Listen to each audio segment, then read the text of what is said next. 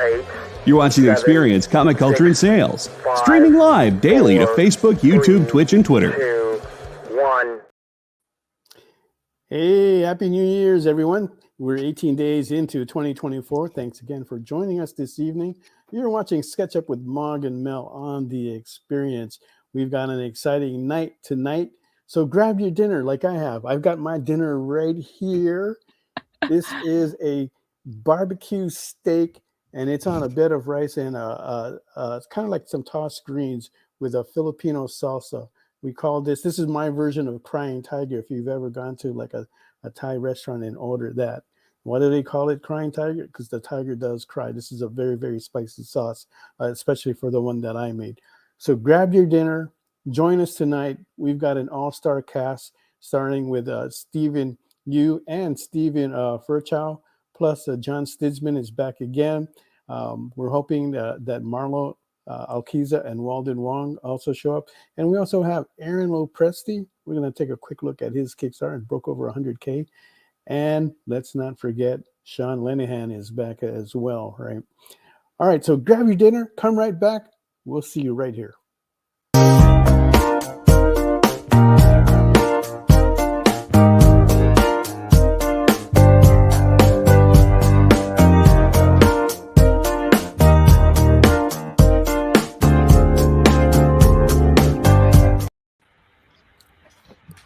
Oh, I was digging those groovy beats. All right.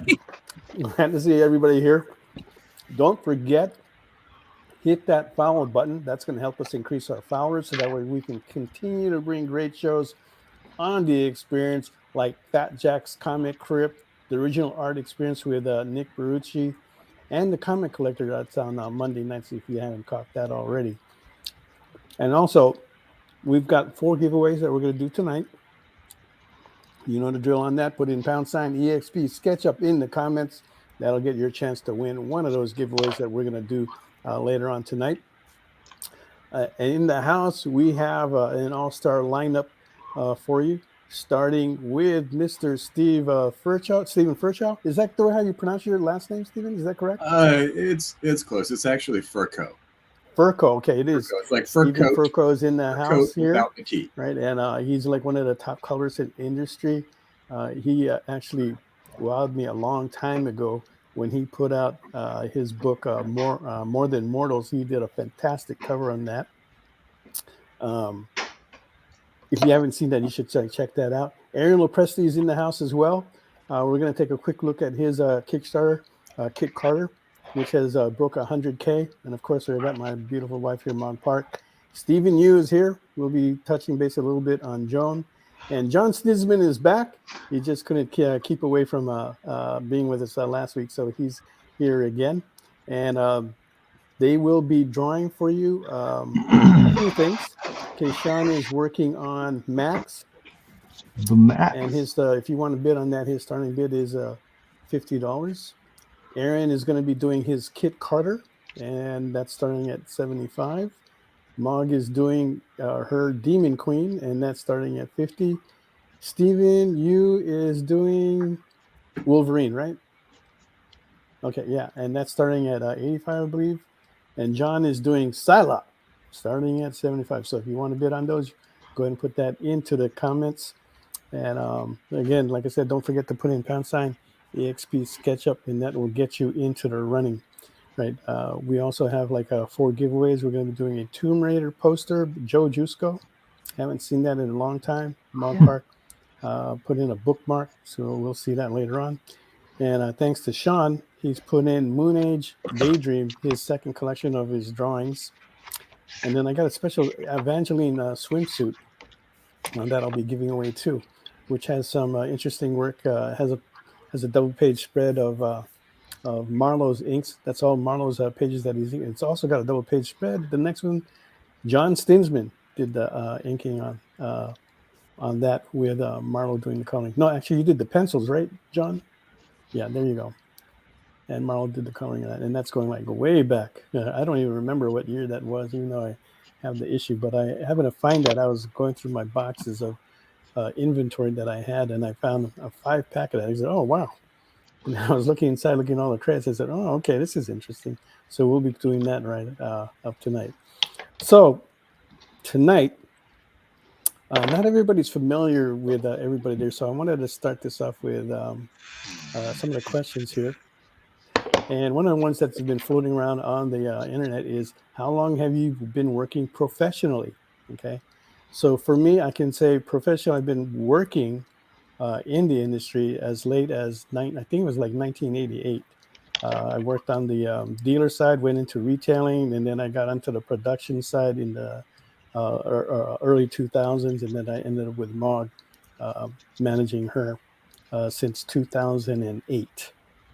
All right. So, Aaron, why don't you tell us that? Because I know you're like one of the older guys here too. Let's just rub that in a little bit there. Yeah. It's a good thing. Yeah. No, I my very first published work was in 1988 for a small independent company called Blackthorn Publishing in Los Angeles. And I did a book called Solomon Kane 3D, came with the glasses and everything. I didn't start working regularly until 92 when I started working on Sludge for Malibu's Ultraverse line. And so that's sort of where I count my, when I became a full-time comic book artist was in 1992, but I have been published as early as 88. So almost 35 years. Right.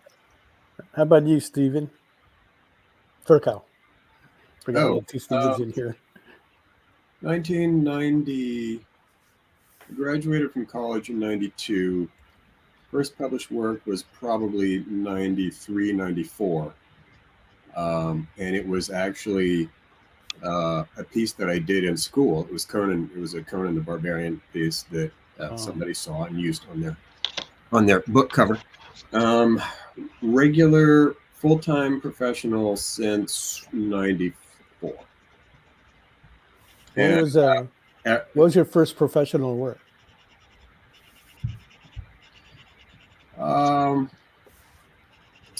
That's a good question.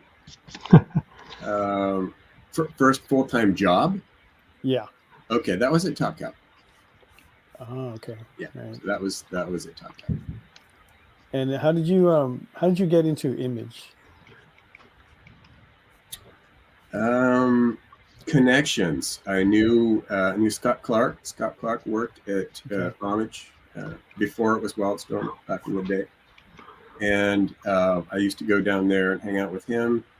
Got some color work with the group there, and then moved over to Top Cow. Okay. How about you, John?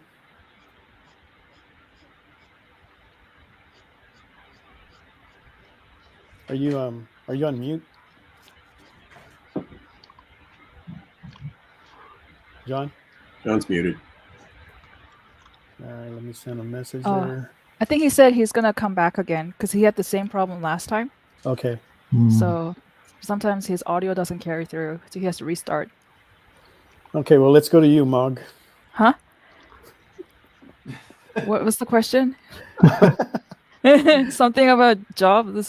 I don't know. How long have you been working professionally? And how did you get started? I don't know. I think you know the date.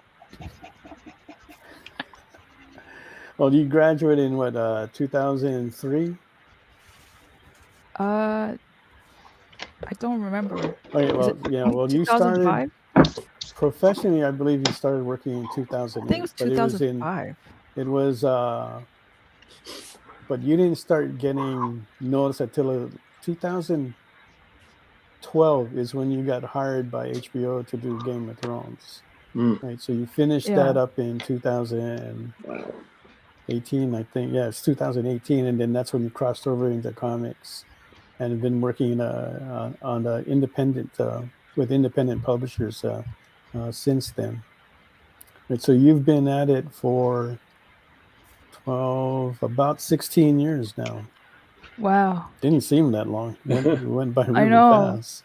Right? I bet you guys are feeling the same way. It's like, oh, it doesn't seem that long ago.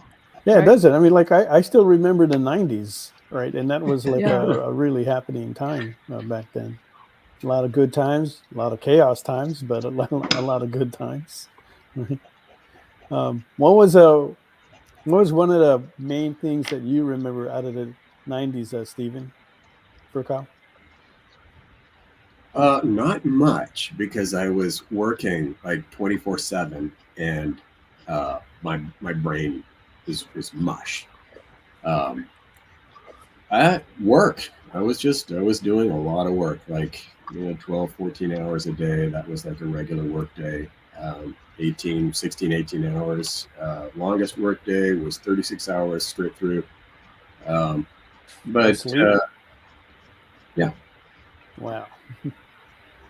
Is that the longest I've gone without sleep is 5 days. Oh, Wait, was, why? Yeah, it was crazy. Yeah, what were you doing? I had to go to work the next day, and I didn't wake up in time. And my boss calls me up at like 2:00 in the afternoon, wondering where I'm at. And I told him, "Oh, I don't know. I just like overslept." And then I got to work. I was moving so groggy. Right after 2 hours, they sent me home. So, but yeah, not getting enough sleep was not a good thing. Yeah, but Took me a couple of days to recover. It's like your whole system just kind of slows down. Yeah, I can't do that anymore. Yeah, I can't do that anymore. Mm-hmm. Right now, I need my naps in the afternoon. Yeah, me too. This is already past For the my win. bedtime. It's like I start feeling sleepy. Up, I got to take that nap because I know it's going to be a good thing for me, or else I'm going to feel like crap later on. Yeah. Can you hear me this time? John, is that you? Yeah. Okay. Yeah, we can hear you now. Okay. All right, John. Great. How long have you been in now? Started in '93 at Harris doing Vampirella. Oh yeah. For them.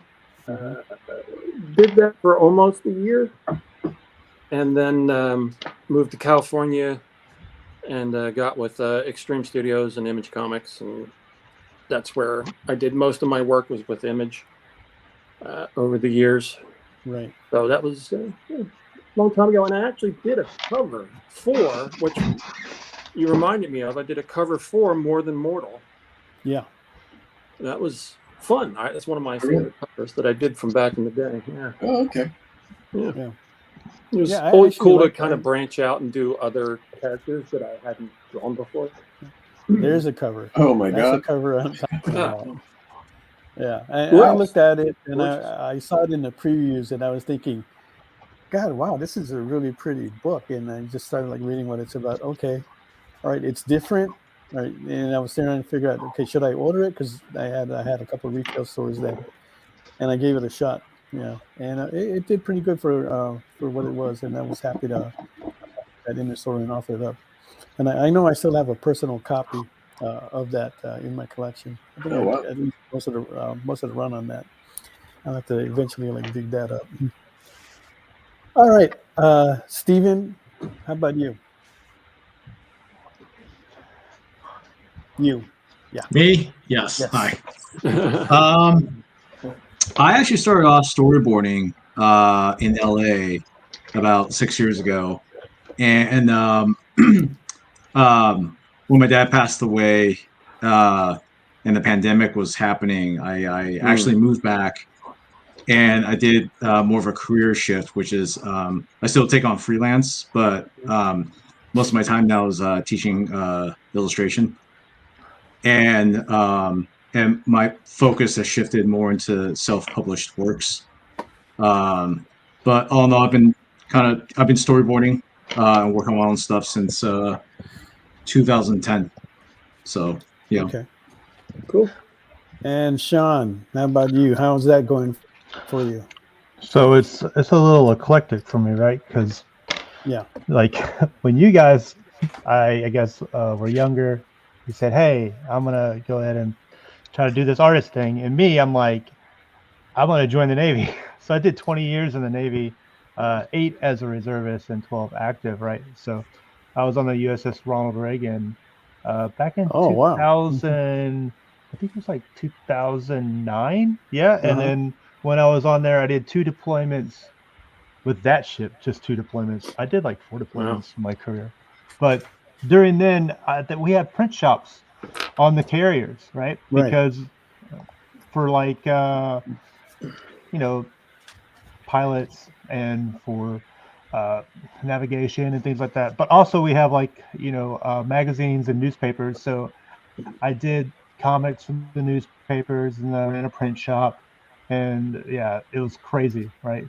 So did that. So that was sort of my first like published work, because a lot of those comics were actually spread around the rest of the military and the Navy. And then once I went reservist, I was like, cool, I can get a real job on the side, and like really went into my graphic design stuff. And then I decided to start doing cons, and from there I started doing covers for a few people here and there. But yeah, I mean, right now a lot of it's just like concentrating on the regular job because it's demanding a lot. Where there, so when did all this start? You've been in it for what, like 3-4 years now, or is it longer than that? The con stuff has been since I think 2017 to 19. Okay. I think it somewhere in there we started doing them off and on, and then they started picking up, and then yeah. But when I'm not doing this, I'm working for Patty. It's an international dive company, and I do animations, I do illustrations, I do graphic design. I do 3D there, man. Like, I'm their guy when it comes to like all graphic and illustration and all that type of stuff, which is great, because then they don't know a lot of the stuff that I like how to do it, and they don't know how long it takes. So I get to just call my shots, right? It's sort of like when I look at the industry and I'm like, oh, I could try to go into a major corporation with comic books or gaming or something. But it's so nice here, and I get to call the shots. Like, I don't know, there's something about that, right? After being in the Navy for 20 years, I'm like, I have it pretty good. I'm not gonna, So on the side, I do a lot of like con stuff, and then also I have a drawing group that we do Kickstarters and publish stuff, which we could talk about later. Yeah. One of the best things I like on being on a ship is that one of the things I liked when I was on there is that they were serving Hershey's chocolate, and this is before they went to this like 2% milk, right? So it was this nice rich chocolate. I used to fill up on that all the time, too much, but and I haven't seen it in the stores for a long time, but they just started like bringing it back, right? So I've been like buying that, trying to drink it sparingly. Yeah. You get that nostalgia feeling from some things like that, like I remember. Yeah. Yeah. Steven, do you still do a lot of shows? Firchow? Oh, no, I don't. Yeah, because I don't like see you around too much anymore. But Yeah, are you still in the LA area? I don't. Part of it is because like I used to go to San Diego like religiously. Yeah. But I lived in Seattle for 10 years, and I went to con a couple times when I was living up there, but it was just such a hassle. Not just to get to the show, but to get in now. Yeah. And I've been out of comics for so long that I don't have the connections anymore. So I can't just walk up to the front door and hope that somebody will come out and, hey, here, borrow my badge. So no, I haven't been to shows. I did go to a couple in Eastern Washington, which I liked, and I'd like to get back into shows. But all that to say, no. Where are you now? I'm in Los Angeles, Altadena, Pasadena area. Yeah. Okay. Yeah. Okay. That's what I thought. Yeah. Yeah. But yeah, I feel the same way as you. I was going to the San Diego Comic-Con religiously from like 85 to 2006. I was there every year in some capacity. Okay, so I didn't go back. The first time I went back was only like a couple of years ago, 2022. Oh, wow. And I did not like it. I did not enjoy it at all. Okay. That show has changed so much since those days. My first year was like 94. Uh-huh. And you could wait till the last minute to get a hotel. Yeah. And now, if you don't do it within the first 15 seconds, you're not getting anything. I know, forget it. And the process just to get a badge, even though if you're a professional, you got to jump hoops now to get to get a badge. Right? It's not an easy process anymore. You can't get parking. I remember I used to like park at San Diego, the parking lot there, and pay that whole. It was like I think it was like $45 for all 4 days that would, and you have in and out privileges. You don't have that anymore. It's all by raffle, and you're paying like an arm and a leg. That whole section is crossed off. So trying to find, you're still parking far away to try and get parking, and then you still got to walk in. Right. So when we did it a couple of years ago, luckily we had a friend that lives in Chula Vista.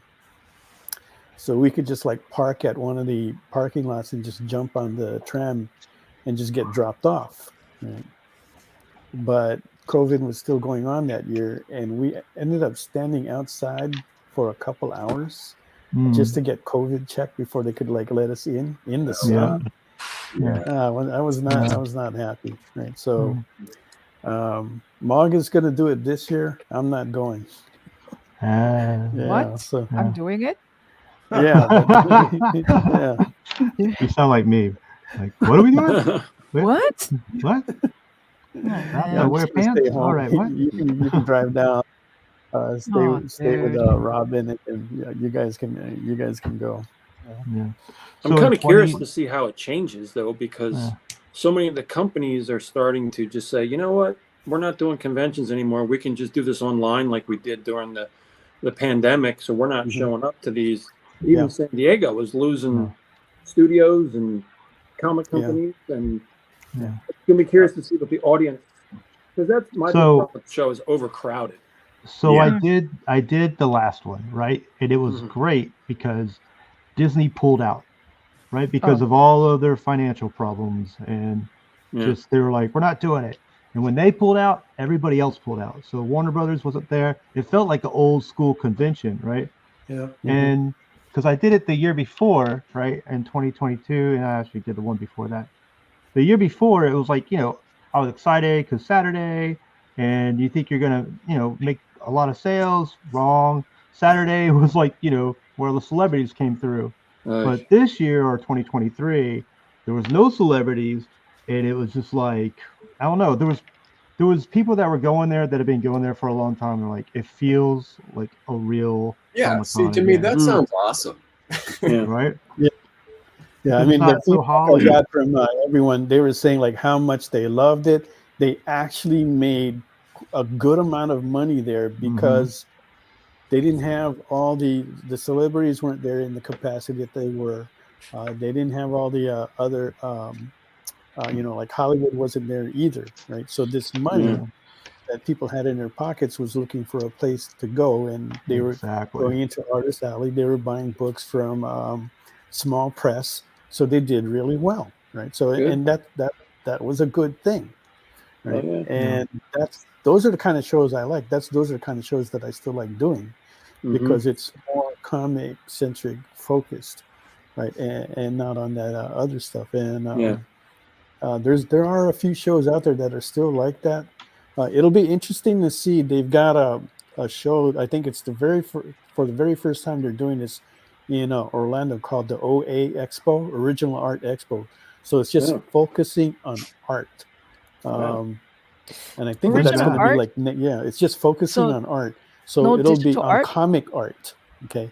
So, and I believe that's I think it's next weekend, right? Which is weird because it's like 1 week before MegaCon, and MegaCon got really super big this year. The lineup they got in there, the size of Artist Alley got incredibly large. They can't fit everybody in the space that they normally have in there. So it's going to be kind of interesting to watch to see what goes on with that show. That show is normally in May, but for some reason, the past couple of years, they've had it in February. So we're waiting to see if it goes back to their May schedule. But anyway, those kind of shows, what seems to work best for us, for MOG. And those are the kind of shows that we like. I always worry that we're getting too saturated on the West Coast with cons. Aaron, what about you? What are some of your good shows that you like doing? Well, I don't do that many anymore. It's funny, when I was younger, I would go all over the place and I didn't care, stay in a hotel room, move on to the next show. And now I'm like, I don't even want to leave the house. But I do. I've exhibited. I've had a booth at San Diego since 2000.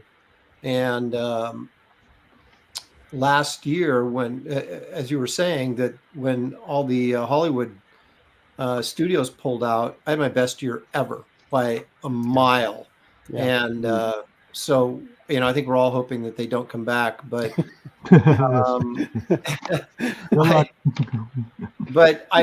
the thing is, the booth is, once you give it up, if you say, I don't want to go this year, you'll never get it back, because they'll give it to somebody else. Then you're back on the waiting list. And so I keep going and keep thinking this is the last year, but then I keep signing up and going again. So we'll see how it goes this year. But I used to do anywhere from 5 to 8 shows a year, and anymore I just like traveling. I live up in Portland area, so it's like any of the shows you want to go to, like Heroes Con, which I really like Heroes Con, but I don't want to fly all the way across country to go to Heroes Con, so I never do. Same with MegaCon. When I was working at CrossGen and living in Florida, went to MegaCon every year because it was right there in Tampa. And but now that I'm back on the West Coast, it's like I'll go someplace on the West Coast, or I just did a show in Texas. Bedrock City had their first show ever, and it was October. And so, and I know the guys, they're really, really well for years. And so they asked me to come out. So I went out for that show, and it was really kind of it was a nice old fashioned comic book show. It was slow because, of course, it was the very first one they'd done, but they put it together really, really well. And I just hope it, continues to grow for them, because it was really a nice put together and, well taken care of con. I'm doing one in Steve Wyatt's doing a show in San Jose. He used to do Big Wow with Steve. I actually saw it. That actually looks good. Yeah, so he's got like something called South Bay Con or North Bay Con or something Bay Con in February that I'm going to. But I looked and said, well, I can get there in an hour. Okay, I'll go. And so that's sort of how how long does it take me to get there? Can I get there in less than 2 hours? Okay, I'll go. And I might be doing the Washington State Summer Con, which is in June in Puyallup. And those people who are familiar with the Washington area. Aren't you a regular at that show? Are you a regular at that show? No, I've only been there once before. I went 2 years ago, and it was pretty good. It was much bigger than I'd expected. And they had a fair amount of celebrities there and stuff, but it was also really good. I'm a comic collector, and so I like to go to shows that have a lot of old comics. And some of them do, and some of them are just like pop culture gatherings, and some of them are actually comic book shows. And the Washington State SummerCon had a lot of dealers, so it was I enjoyed going to that quite a bit. So I've been extended an invitation to come this year, so we'll see. But I'm thinking I might do it. Yeah, I'm a collector too, so I do like that to see like when the show has like a lot of comic dealers, right? And that's one thing that's missing from like San Diego. They're just not there, not in that capacity like they used to be. Because they're pricing those guys right out of the market. So even True. That too. Okay. That's what a lot of guys I talk to are just like, I can't afford to come here anymore. I don't make even the big ones like Mile High. Yeah, Mile High is not there. Fantagraphics is not there. Sideshow pulled out this last year too, which stunned me because they usually have an amazingly huge exhibit. Oh, yeah. Right. Yeah, they take up a bunch of real estate when they do. They're like center stage right there in the middle of the con, and you can't miss them. So I don't know. That was prime real estate. Yeah. And, but it's just might not be worth it anymore. Do it because there's no point to it. I hope it goes back to how it used to be. Just comic collectors, comic book fans. Yeah, that's dealers. That's what I'm kind of like hoping for as well. Yeah, because I think that was like more fun. Because even when I do these shows where they are more comic centric like that, they are more fun. I feel like I get more out of it as well. I don't That's- feel like they're trying to come after, the dollars like they are at like a pop culture show. Oh yeah. Yeah. Well, I think they found out, which kind of like the comic book market itself is like if you're just doing comic books, you have a limited amount of audience that's going to come to those shows, right? Yeah. Mm-hmm. And so if they want to make, big money like San Diego or New York Comic Con, they just keep expanding what's there so you can bring in more and more people, which is great for the con, but it's not necessarily great for the exhibitors or the attendees.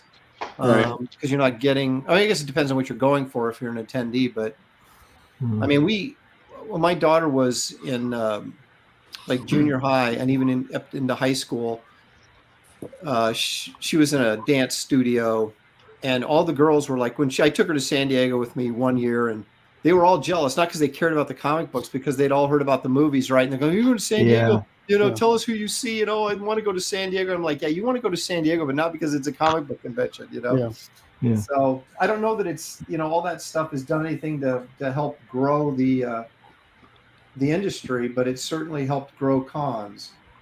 Yeah, it was great in the beginning when they started coming in, because it did make the con more fun to go to see. They were like when Marvel Studios was coming in there, Paramount was coming in there. Like in the late '90s, we saw great displays of Lord of the Rings, things like that. The Matrix, right? That was a kind of like a pretty good time. There was a lot of things that were happening at the con, but we still had a lot of elements that were present there that's not there today, and they're just like slowly coming out. There was some crazy stuff that was going on back then too. But what's interesting is recently I talked to this girl who and I've been compiling some information, but AnimeCon seems to be the one how San Diego Comic Con used to be, because it's mostly about art. Like Hollywood is not there, so all you get is like animation or comic related stuff there. And she was telling me, just as because she goes there regularly, so she was saying she goes to many anime cons, and they say the biggest crowd always is Artist Alley, no matter what. Everybody wants to go to Artist Alley, and then everything is secondary. Vendors, blah blah blah, they're all secondary. So that kind of surprised me. So it sounded like the San Diego Con, how back last year, kind of is similar how it tastes like in Anime Con. And it makes me wonder, have you guys thought of maybe trying to test the waters? Although it could be a different kind of style. I don't know. I did Anime Expo a few years ago, and it was like one of the best shows I ever did. But I mean, I'm mostly known for doing like a bunch of Gundam and mecha art, right? Yeah. So of course, like that's what was selling. But the thing is like when you look at the industry today, right? Like comic book shops are having a really hard time selling comic books. They're selling more pops. They're selling more like anime and manga. Right? That's like the biggest selling stuff. Yeah. And I think there's a burnout. I think there's a big burnout. And I hear like companies like Marvel are now like going overseas to like Singapore and scouting artists from overseas because it's cheaper and because they're looking for the anime manga look, right? And I think it's just the next thing, right? Like, hey, we burned everybody out on the comic book stuff. What's the next thing that everybody loves? The anime stuff. So now you're seeing all the live action anime. You're seeing all like that everywhere, and that's just the next thing. And I don't know how long it's going to last, but there's so much more to anime and manga, well, mostly manga, than just the style of art. It's the presentation. It's how they represent. They usually it's a singular creator with his vision through the entire story. You can pick it up from volume 1, volume up to whatever it's at. Yeah, that's easy so to true. Follow. That's exactly what you're doing, Aaron, right? I mean, try these days as a comic shop owner. You know, someone comes in and says, I want to start collecting Spider-Man. You know, where should I start? Now, you might be able to start them off at the beginning, but once you get into like the 90s, holy crap, it's just been a muddled mess at Marvel and DC ever since. Reboots, relaunches, and characters, you know, changing. I wouldn't know agree. where to tell anyone where to start with modern comics. I don't even know myself. Like companies like Dark Horse, I know that they sold their stuff to like, I think a video game company in the Netherlands or something like that. Like they're not stateside anymore. They were like, it's getting so bad that we need to sell to even exist anymore. I know IDW let a lot of people go in the last year too. And then we have more drama, right? In the States with like, you know, the whole comics broke me thing. Because these people are making Eisner Awards, but they're like, yo, I can't even afford healthcare. So I'm just like, you know, as me as sort of like, you know, a newie type of guy in the scene, and I'm hearing this stuff and I'm like, me working at that job where I sort of have a cush is sounding even better because I'm like, I don't, you know. I mean, crowdfunding has really opened the gates. It really has. Aaron, when was the last time you worked for the big companies and you made it even close to what you make on your books? Never. Never, exactly. You know, maybe if I got got lucky and got some royalties. And I got decent royalties off Planet Hulk for quite some time because they kept reprinting it and things like that. So we get these royalties off the trade paperbacks. So it was the gift that kept on giving for a while. But, you know, I never had, you know, like those early 90s days where guys were, you know, making hundreds of thousands and millions of dollars on that was royalties. I just missed that, unfortunately for me. But I quit at DC quit me, I guess, in September of 2020 when AT&T went in and cleaned house. Dan DiDio got fired in January, and I was kind of watching my back at that point because I was good friends with Dan, and he, for the, 10 or 12 years, whatever it was, I worked at DC. I got to admit, I got a little lazy because he always took care of me. He always made sure I had something. If I didn't even call an editor. I just called Dan. I said, Dan, just finish this up. I need something. And then, you know, within a couple of days, I'd have another series or some project to work on. And so I didn't keep up with my contacts at Marvel or anything like that. And not that they still would have been there because there's so much, you know, turnover editorially all the time. But when they fired everybody at DC in September, it was literally everybody that I had built relationships with and was working with for the past, you know, decade. And they were just all gone. And I was like, am I really going to start begging some 20-something-year-old girl who for doesn't know about comics, right? Doesn't know jack about comics and certainly doesn't care about me. And so, and I thought, and I've always wanted, I've got so many projects that I've developed myself that I've never done anything with. And I was like, if I'm going to do it here in, you know, in my mid 50s at the time, I was like, I better start doing it now or it's not going to happen. And so that's when I jumped into the crowdfunding scene, and it's worked out pretty well so far. But you never know, you know, you never know with the economy and everything else. Exactly. Yeah. Well, we got to take a break right now. Right. Okay. So when we come back, we'll review the artwork and we'll continue discussion with everybody here. So don't go away. We'll be right back. Join the party. Head over to our link tree to find all the links for everywhere the experience is all the time.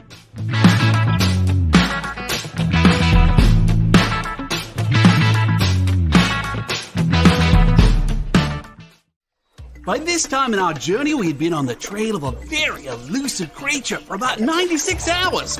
But all the hard work is about to pay off. Oh, crikey, there she is. Oh, by the markings, I'd say this one's at least a 9.8. Oh, she's a real beauty. A true mint copy. Oh, this one will make a fine slab on anyone's display wall. Oh, she's a feisty one, though. Look out, look out! Mint Hunter Comics is the place to find that mint comic you've been searching for. Mint Hunter Comics, Tuesdays at 8 p.m. Eastern, part of the experience. Symphonic verses, Nocturne's romance. A song of romanticized darkness, dreaming death by sleep.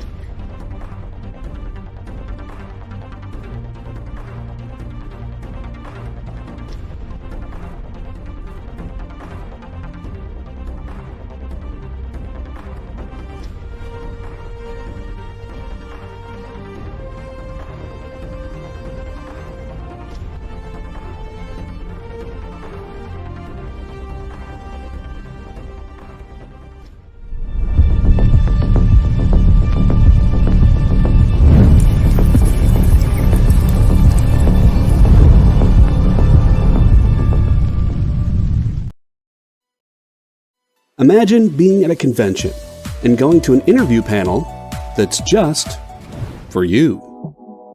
No bustling crowds, no hours-long lines, just you, the moderator, and your favorite comic book creators. Well, this is pretty much that. Miss Jen sits down every week with 2 comic book creators for a live stream interview about their latest work, and you can ask them whatever you want. It's Talking Shop, Mondays at 5 Eastern on The Experience, Comic Culture and Sales.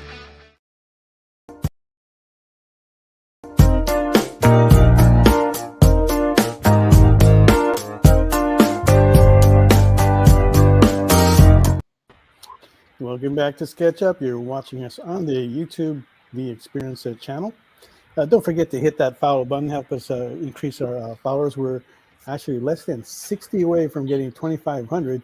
Once we do that, we'll be giving away a bunch of slab books that are rated 9.8 or better. All right, so keep watching. Stay tuned to that news. Also, we'll be giving away some giveaways later on this evening. So to qualify for that, just put in # EXP SketchUp, and that will get you in the running. So currently, I do have a bid on Aaron's Kit Carter for $90 from Stevie B. Thank you for that. And Thanks, also, we have a bid on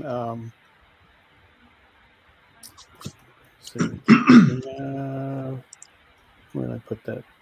Okay, on the Psylocke, John Stinsman Psylocke, we got a bid of 75 from Mike Wesolowski. Thank you for that.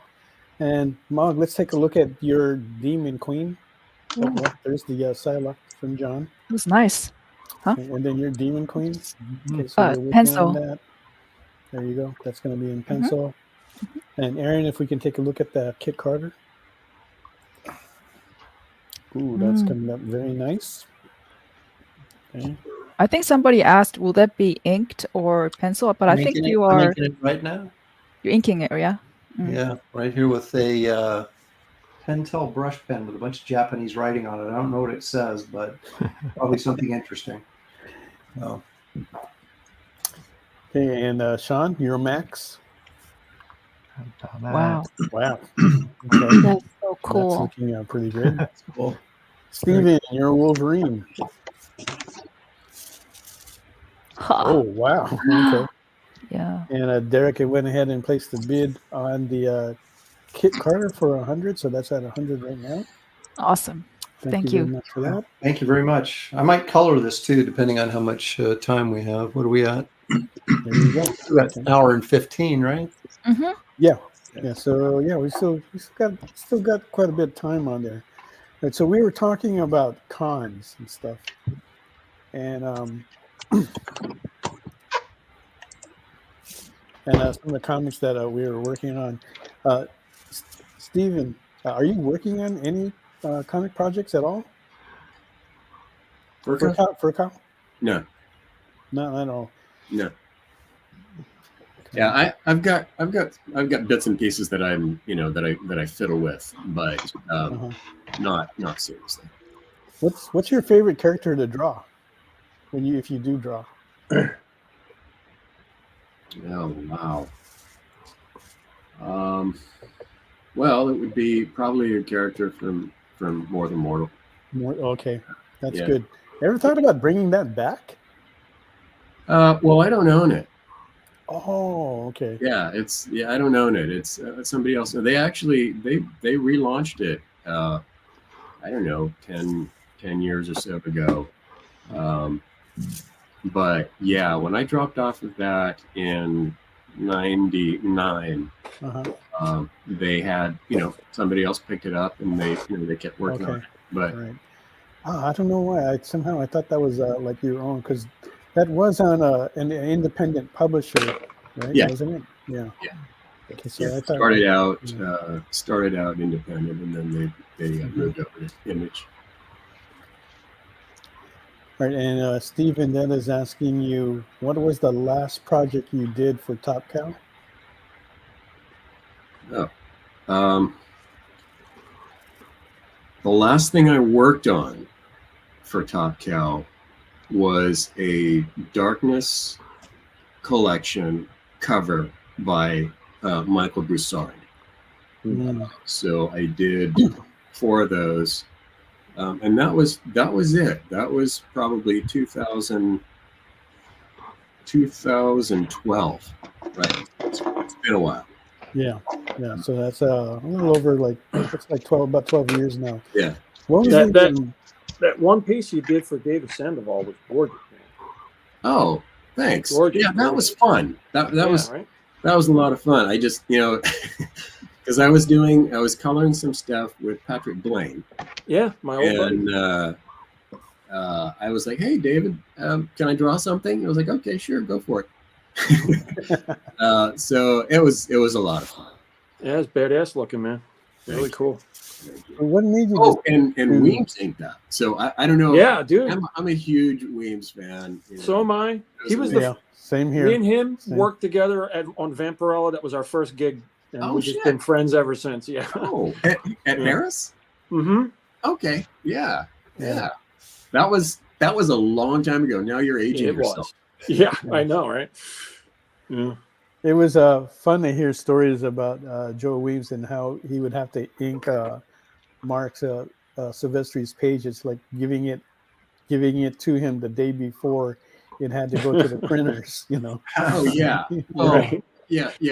So I'm just gonna say this. It was usually after it was supposed to go to the printers. Mark's amazing, but yeah, it was. Yeah, that was life with working. That was probably life. Honestly, all Mark the founders. Sorry, go ahead. Yeah, I have. I actually have copies of Mark's pencils from back then. Right, so I would look at it and go, "Man, this thing is like so rough," And then Joe would have to go in there and like clean it up. Yeah. And get it done so quick, and he was able to do it, and of course he was given an incentive to get it done overnight. But wow, yeah, he did some incredible stuff on there. Yeah. And I know people are still trying to get him to get him as an anchor on their projects. Yeah. So he's definitely one of the best. Yeah. I still communicate with Joe and also Matt Banning. I talked to Matt fairly often. Actually, just saw him probably a month or so ago. Yeah, I see Bat at WonderCon, but I don't see Joe around. I think he might have been walking around this last show, but I didn't bump into him. Yeah. Any inclination to get back into comics, Stephen? Oh, absolutely. Yeah, I would love to. Oh, yeah? I would love to be rich enough to just jump out and draw my shit and put it out there and see what happens. I do have a project that I've been fiddling with for a while. Patrick is actually working on a cover for me.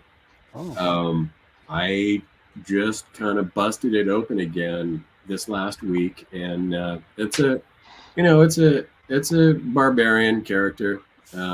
It's very kind of Conan-esque, but that's my sweet spot. You know, I like that. Okay, well, I'm going to be, if you do it, I'm going to be looking for you because I am a big Conan fan. Okay, all right. Well, Yeah. you know, if people show interest, that's kind of the kick in the butt. You know, Mm-hmm. I mean, Yeah. you guys know this. I'm not telling you anything you don't know. Now, Stephen V is asking, did you color Weapon Zero? I worked on Weapon Zero. Yeah, that was when I first started at Top Cow. Worked with Joe, and actually, coincidentally, I worked with Joe again just recently, like in the last couple of years. His Lady Mechanica. Lady Mechanica. Yeah. Mm. Yeah. Joe's a good So guy. yeah, it's been fun, kind of getting back with the old crew and doing some stuff with that. If you guys are hearing that out there, Stephen is back in the market. Oh no. Oh, He's like, He's wait a wasting minute. some So just to be clear, I love coloring, Uh-huh. but I don't do a whole lot of it because I'm a little bit schizophrenic and there's just too many other things that I want to do. Understand. So yeah, there you go. There you go. Yeah. Okay. So hopefully we'll see this Conan character come out, and like I said, I'll be looking for that because Okay. I mean, first of all, I do like your work, and I'm a big fan of Conan, and everybody that watches the shows they know this. Right? So all right. So let's see. Just go looking at some of the comments that are written in here. Oh, and Mel, I've got that Red Sonja finished up from last week. If anyone wants to see it. Oh yeah. Because I didn't get a chance to finish it. Oh yeah. Okay. Got it finished up. Wow. Oh, there you go. Beautiful. Thank Nice. you. Nice. All right, so that's what John worked on last week, and today he's working on Psylocke. So that kind of gives you an idea of like what you can expect on that. Okay. Hey, Aaron, I'm gonna try this too. I got a brush pen. I thought this was a 0.01, and I picked it up, and it turns out it's a brush pen. So I'm gonna go for it, dude. Do it. These things are crazy because I usually when I ink when I use a brush, it's a 2 like a Raphael Kolinsky 8404. They don't even make them anymore. I guess they just make the 8406, but size 2, and you get a real nice you can get a really nice fine line. These are a little bit more finicky. These brush pens, you can get a nice line, but you got to be careful because it'll, depending on how much ink you load up into this thing, which also is kind of hard to control. So I got these because I saw David Finch using them. I thought, well, if Finch can use it, it must be okay. So, but yeah, a little finicky, but I'm getting the hang of it. I'm wondering if it's the same, like this one I have.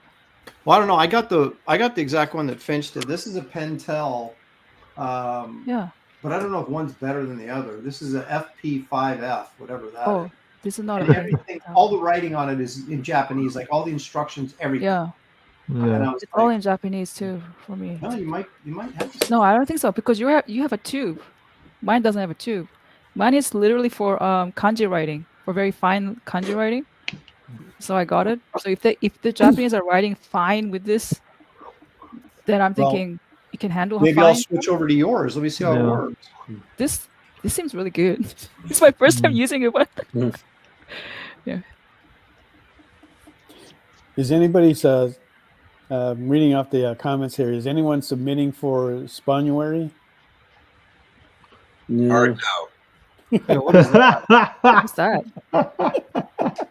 Hard no. Okay. Spawnuary? Oh. I was thinking about it, but I don't think they would appreciate my stick figures. Is there like some sort of Spawn art contest or something coming up? Yeah, it's like a 4-week contest going on. What do you win?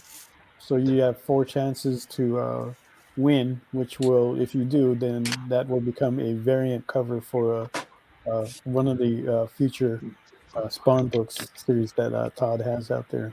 I mean, I don't know anyone who doesn't want to be on a Spawn cover, but when you start soliciting your audience for free artwork, It Yeah. tends to Oh. not always go well, unfortunately.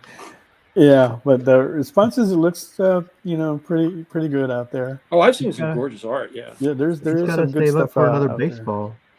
Mhm. Todd does. So that- You know, I have a that'll be- question for Stephen Yu. Stephen Yu. What's up? You said you went from storyboarding and then now you're teaching illustration. Yeah. And I thought that was interesting because for me, storyboarding is all about like very fast paced. You got to draw very fast and quick. It's all about getting to Yeah. the point. But Yeah. illustration is a complete different animal where you have to really slow down and Right. work on one piece for a very, very long time. Yeah. So were you always closet illustrator inside where you like to take things time, or did you suddenly have to switch your brain? You're like, oh crap, I hate this. Like, what is it like? I mean, it really depends. I think we all have ADHD on some level.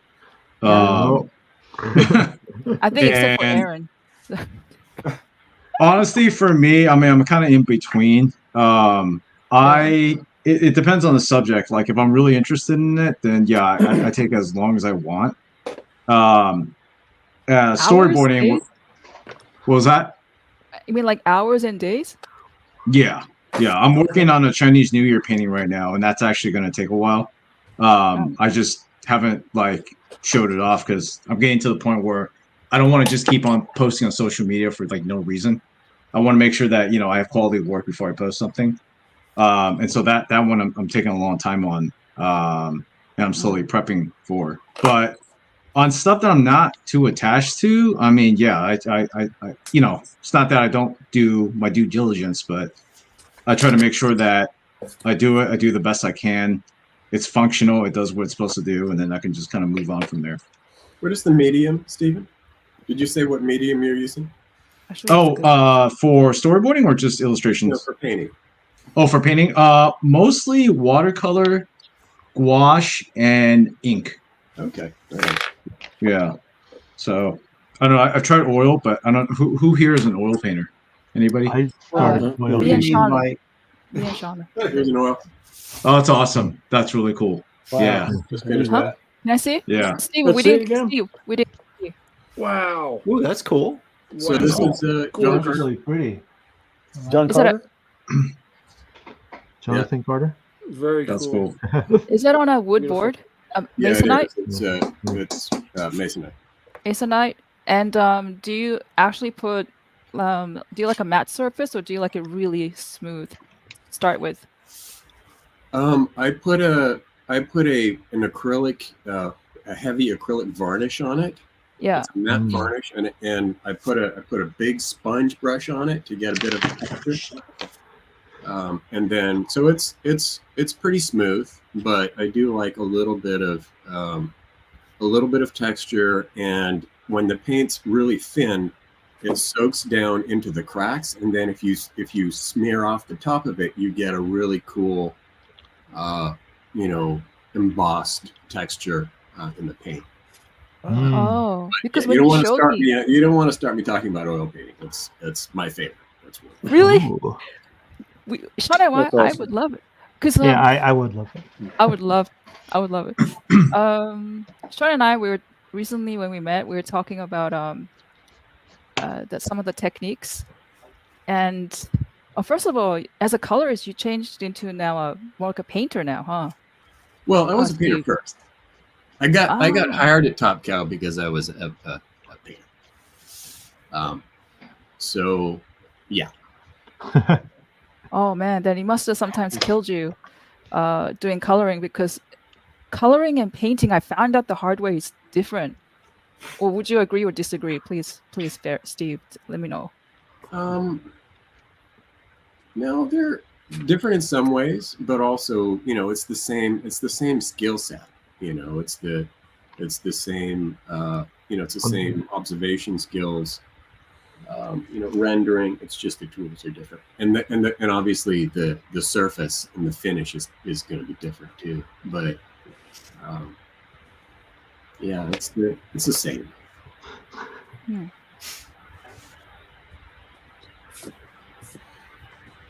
Just replying to some of the comments on here.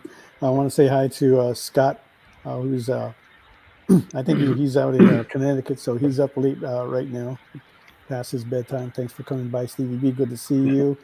Ilya, good to see you as well. Your Baylet, Stevie, is ready to go out, unless you win something again tonight. Erwin, Papa, good to see you. JG, Art World, thanks for coming by. Mike, always good to see you as well. Steve Vendetta, thank you guys. All right, so we currently have, just going to review the where the bidding is at right now. Get to that spot. John still has 75 on his Psylocke, and Aaron's got 100 on the Kit Carter. Cool. And BBB Haunted Basement just placed a bid of 55 on Mog. Oh, Thank wow. you very much for that. Thank you so much. My first brush pen ink work. There you go. It's collector's Yeah. BBB Haunted Basement. That's interesting name there. It's a long one, too. All right, so don't forget to put in # EXP SketchUp into the comments that'll qualify you for our giveaways later on that we're going to do this evening, right? So we're going to take a little break, and we'll come back very shortly, so don't go away. We'll be right back.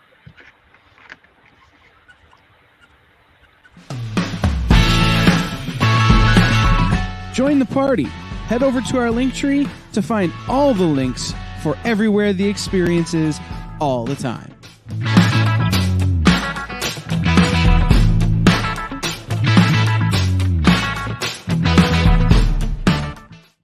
Imagine being at a convention and going to an interview panel that's just for you. No bustling crowds, no hours-long lines, just you, the moderator, and your favorite comic book creators. Well, this is pretty much that. Miss Jen sits down every week with 2 comic book creators for a live stream interview about their latest work, and you can ask them whatever you want. It's Talking Shop, Mondays at 5 Eastern on The Experience, Comic Culture and Sales.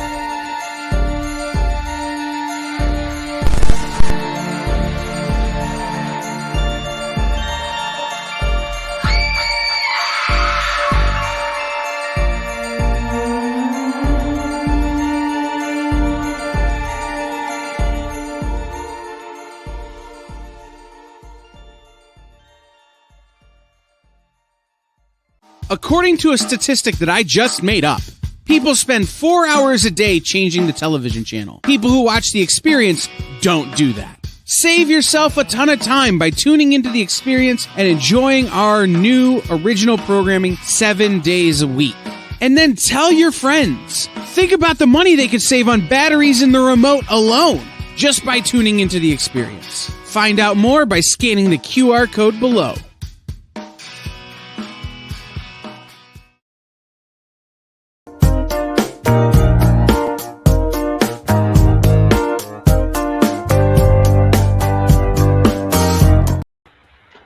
Welcome back to SketchUp on The Experience. Again, don't forget to hit that follow button.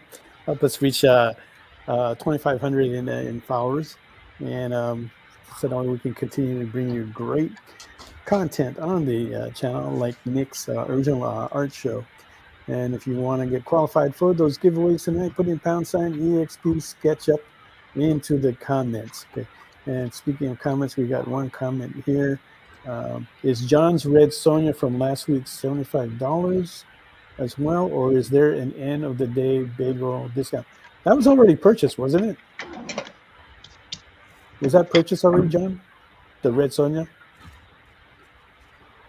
And John just froze. Oh, I guess John has to. And John, John's on I think mute. you might have to come back again. Sorry. Okay. We heard that, so he'll come back. We'll find out. But if I Okay. remember correctly, that Red Sonja was purchased already. But you could always commission him to do another one. Yeah.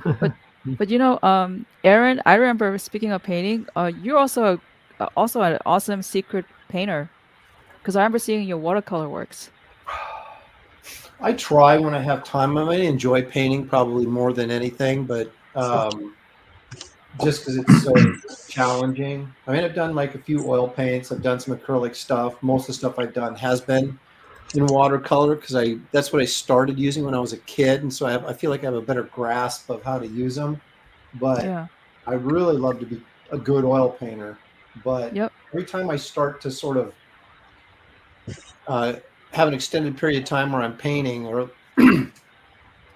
I would get like a comic book job or something, and then I wouldn't, pick up a brush for another 3 years, and that groove I got into was totally lost, and then I had to start over again. It's been this process my entire life about, I wish I had more time to paint.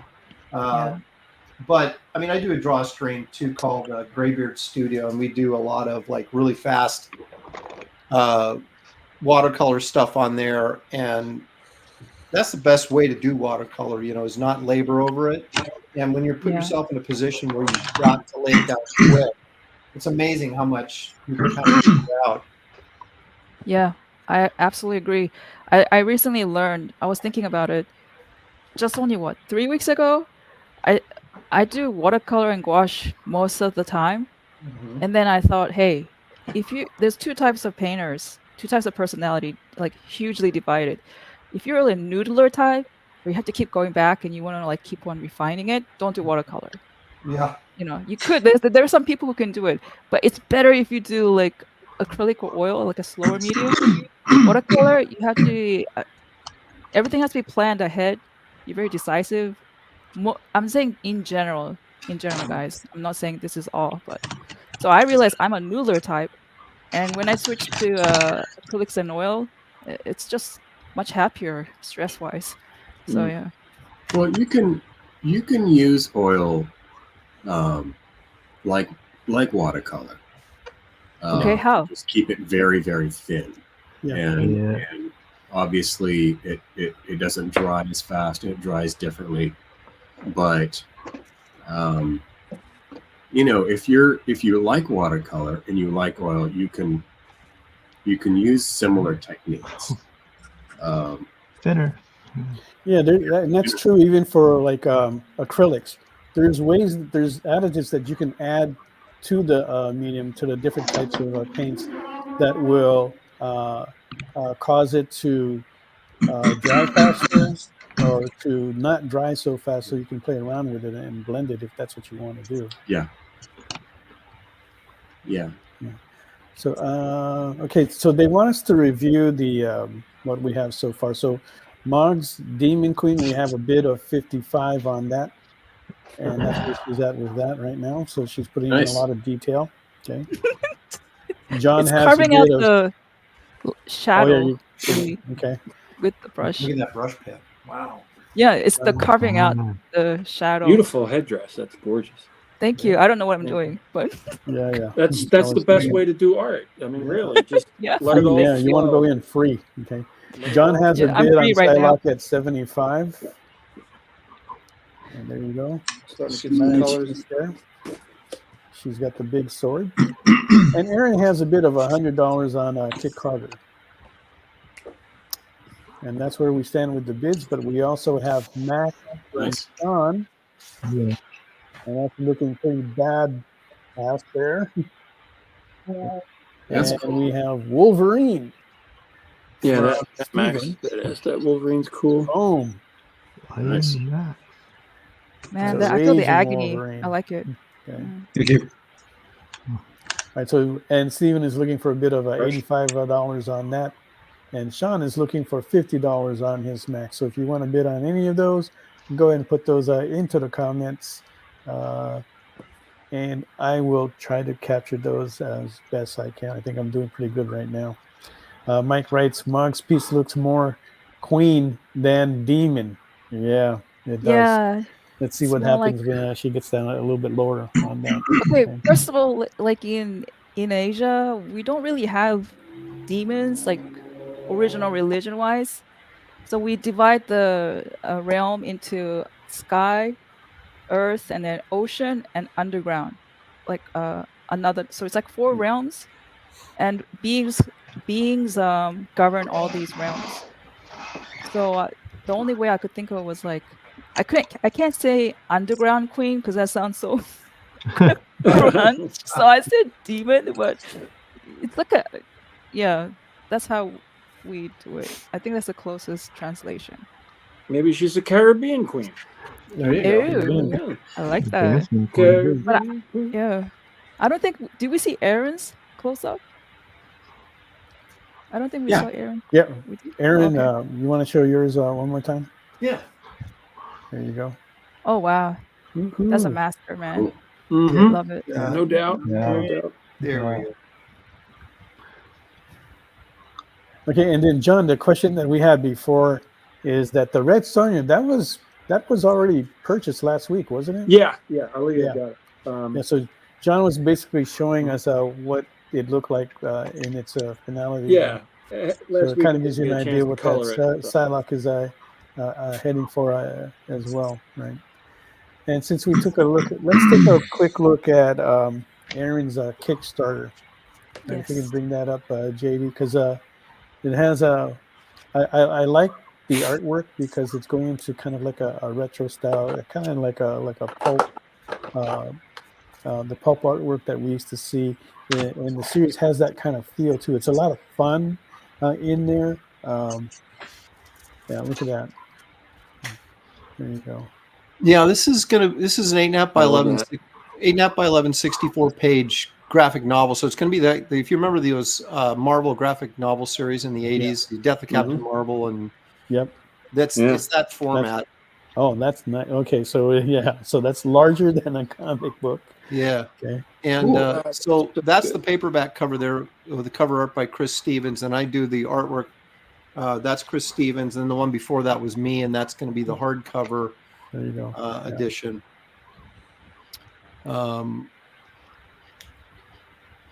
There's some of the interior pages. Can you give us a little bit of what this is about, just for the viewers out there? Yeah, it's a humorous sci-fi kind of pokes fun at 50s sci-fi, or as you said, actually the Bubble Helmet Space Crow goes all the way back to the pulps, but I draw my inspiration more for like EC Comics and things like that. But Kit Carter's part of the Galactic Alliance Freedom Force, which is also known as GAF, and she has her sidekick is Merv the Astro Chimp, and they're basically galactic policemen, and she gets called to this codename Planet Doom, where Lord Menace has just acquired the Eye of Omniman, which is this incredible power source that he's using at first to restore the energy of his dying planet, but it's so powerful that he starts to think it's time to take over the galaxy. So he starts putting together an army using this power source, and of course Kit and Merv the Astro Chimp have to stop him. And so it's a wild mix of adventure, humor, and sci-fi goodness. But it sounds so fun, like how comics was back in the day when we were when I was reading them.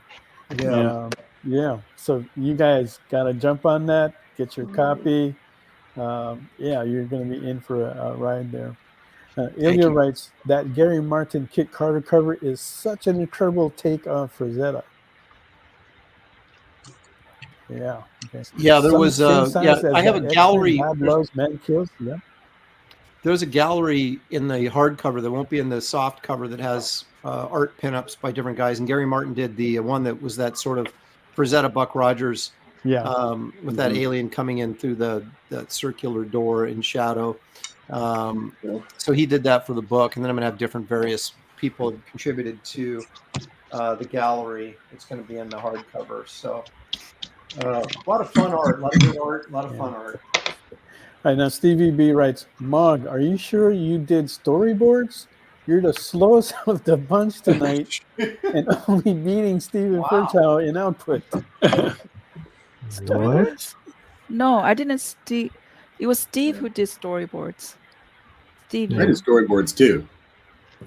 Yeah, and in a way, you did some of it, Mog, for Game of Thrones, just not as not as much. Okay, no, not like a full time concept. Yeah. It was more concept, and I will admit, when you were doing Game of Thrones, you were really fast then. But then they even though they didn't give you a deadline, we knew that they wanted it as soon as possible. So you were like working long hours to get those pages done. Yeah. Plus the difference. Okay, so Ilya is also asking, do you start with dark colors and work to a lighter color, or vice versa? It kind of depends, I think. But how do you do that, Stephen? You're the colorist here. Yeah, that's a good question. People approach it differently. I start with midtones. Oh, really? So, wow. Yeah, I start with midtones, and generally, because I still do most of my prep work, even for oil paintings. I do prep work in Photoshop. So I'll start with one very simple gradient and just try, lighting, and that's the basis.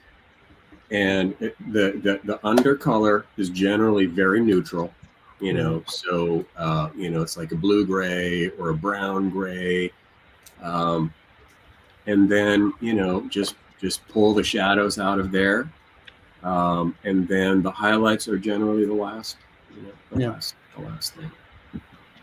But I know other guys that start very, very, very dark and just everything comes out of that. That's like the classic way. Yeah, that's exactly like what I was thinking, Sean. Because I was looking at this thing about Leonardo da Vinci and how he did Stefano, or I can't remember, but all the old classic people, they used to just do the cartoon and then a nice little watch, and then they would just start with darks and they go super dark to light, and I'm like, whoa. Imagine doing that for with me recently. Candlelight. Holy crap. Recently, I'm studying the Dutch master style. Oh yeah. And it's kind of similar to what Steve is doing.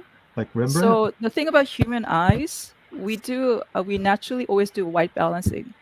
That's why when we see sometimes like a light, same value, let's say a number 3 value, and you put it against a number 10, which is very black, that number 3 looks like screaming white. But then you put it against a number 6, it doesn't look like a screaming white, because our eyes are constantly doing white balancing. Yeah, it's all about relationships. Exactly. We can't help it. So what they did back in the Dutch masters, they did a grayscale. And they start exactly like Steve, where they start with a mid-tone. But for them, they would do a vermilion type of they call it grounding. Because when they start putting the black and white, first of all, it was cheap, the vermilion color. And also when you do black and white is very cool. And then the warm can help you show the contrast more. And so your eyes are adjusted. It's easier for the eyes to see what you're doing with the grayscale. And after the grayscale is done, then they'll start add the colors. Then they call that the grayscale is the grisaille, and then the coloring is just literally just layers and layers of colors. And the coloring is actually a little bit faster process than the grisaille, so that all their concentrated work is in the grayscale, which is Steve is doing. And later on, some of the Dutch painter, I think Mignon was the most famous one. He was doing the black and white, Grisaille, and then later on he just kind of ditched it. He started doing like raw umber or like a reddish brown, kind of like what Steve just said. Yeah. And then from then on, he started changing it a little bit, and he innovated some of the still life paintings. So yeah, I can talk for hours about yeah. So as long as we're talking about that, for me, the 95% of the image is black and white. Yes, right? It's all surprisingly about, right. If you get the values right, it doesn't matter what the color. Exactly. It's about light, and that's where the forms come from. That's where the drama comes from. So when I'm, like I said, when I'm starting digitally, it's midtones with the gradient, and when I'm doing painting, it's very very similar. Start with the I got my drawing, it's on the board, and I'm putting in the light, the lights and the darks, and it's usually a very dark dark brown, like umber or burnt sienna. And when I'm oil painting, I start on it's a very light tan. And that's tan, like what Sean said. Like a tan orange, so that warmth, like everything that goes on top of that, because I try to keep my in that warmth comes through the through the paint. Yeah. So I can't show it because I don't think it would pick it up on the camera. But a lot of the oil paintings they do, when you look closely at them, you can see the paper under the color of the paper underneath. Yeah. Anyways, probably more than you really want to know. No, I think that's good to know. That's really amazing. We actually do want to hear stuff like that as well. Yeah. One of the styles I was taught years ago when I was taking classes in this stuff was that I guess that Rockwell did all of his underpainting in Mars Violet, which is kind of a reddish, brownish. I don't even know what that is. Well, it's a color, right? So I mean, it's like you can look up Mars Violet, and it just feeds into flesh tones really good, like a mauve would, right?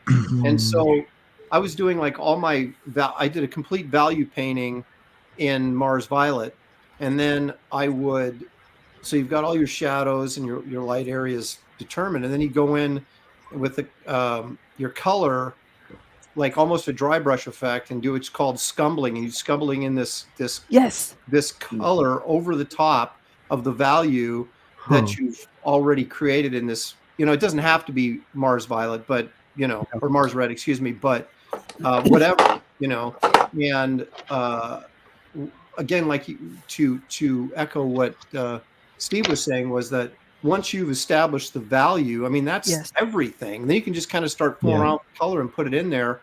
A lot of people, I think, start painting and they get mesmerized by the color, and that's where you can get confused. If you go in and establish your values first and then put your color in over the top of it, you're going to have a much more successful painting, regardless of what medium you're using. Yeah, I absolutely agree.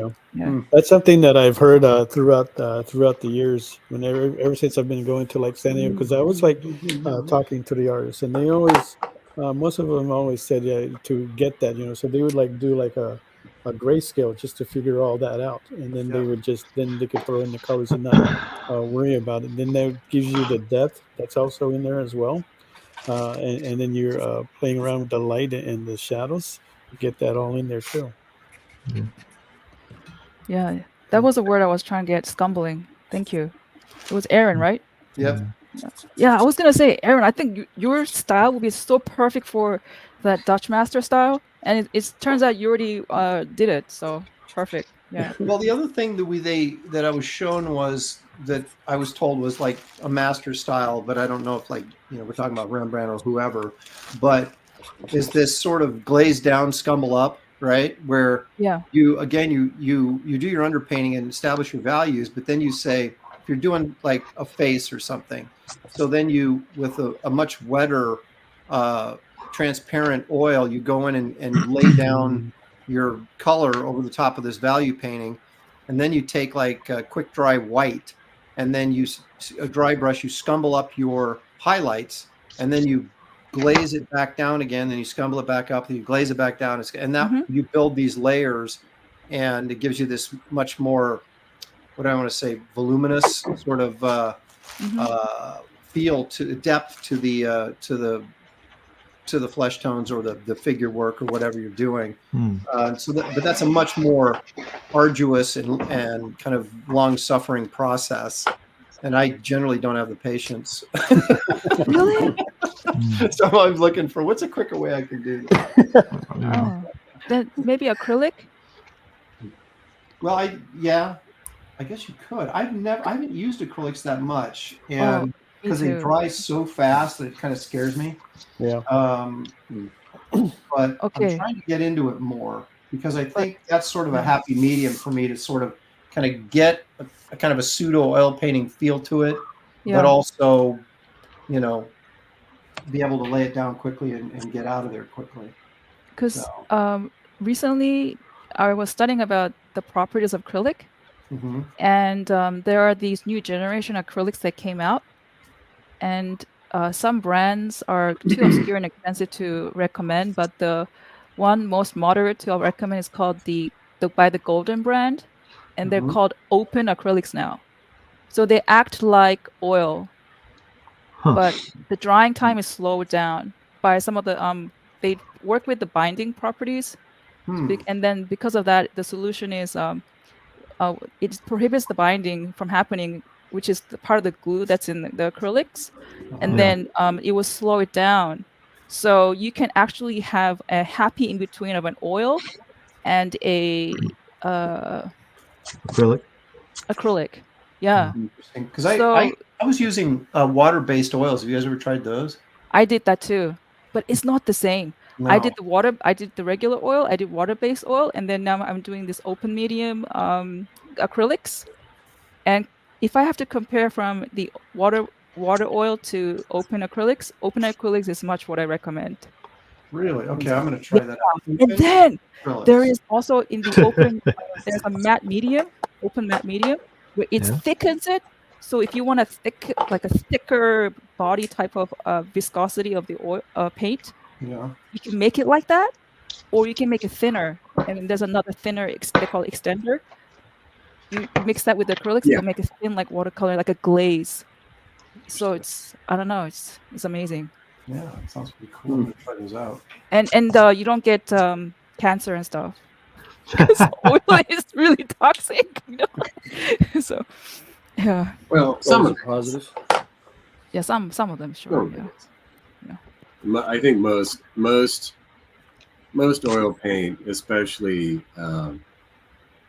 because they make them in grades. Most of the lower grade oil paint it's all artificially colored, like they're they're not toxic. Like cadmium yellow doesn't have cadmium.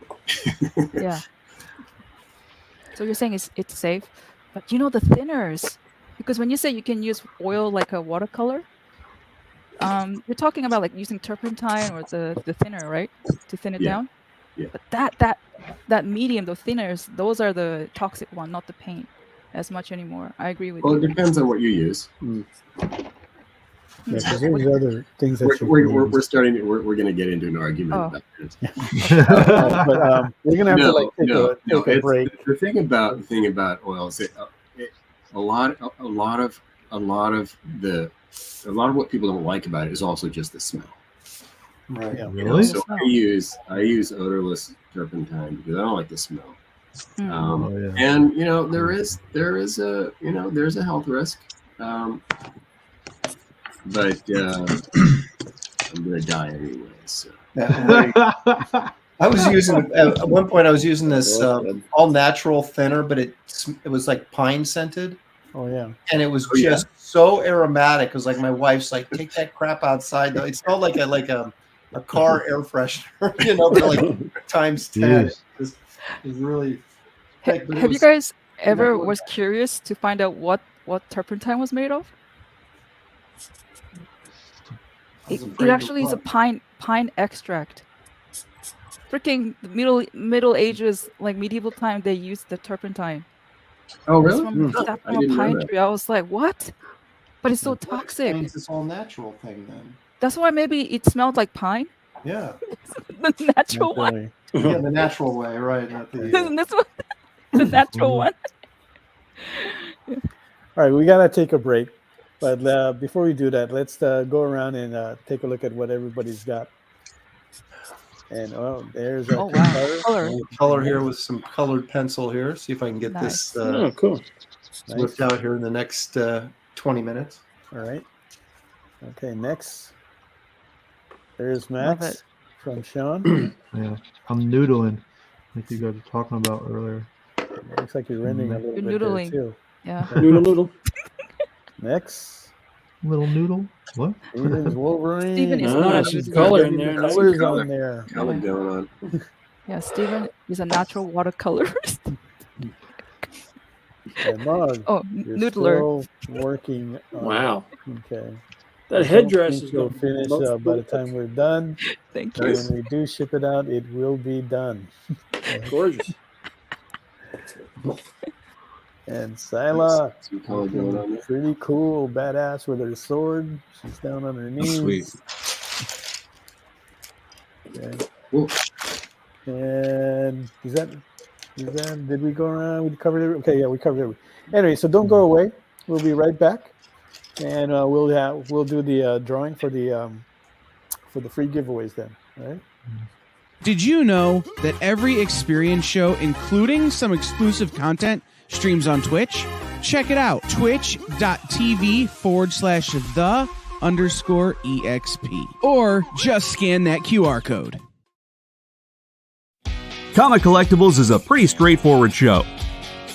You got Rex here, he sells the comics, and you got Rockin' Robbie, he knows about the comics. And finally, John, well, no one really knows what John does. I mean, don't get me wrong, he's a great guy, but he just keeps showing up. Come to think of it, I don't even really know how he gets in here. Anyway, awesome comics, rare books, rarer signatures, slabbed books, and amazing cover sketches by Ken Hazer and others. Simple formula, you want the comics, you buy the comics. To sum up, Rex sells the comics, Robbie knows the comics, and John, who might possibly be a ghost. I mean, seriously, has anyone ever seen him show up or leave? Comic Collectibles with Rex and John, Mondays from 6 to 8 Eastern on The Experience. Comic Culture and Sales.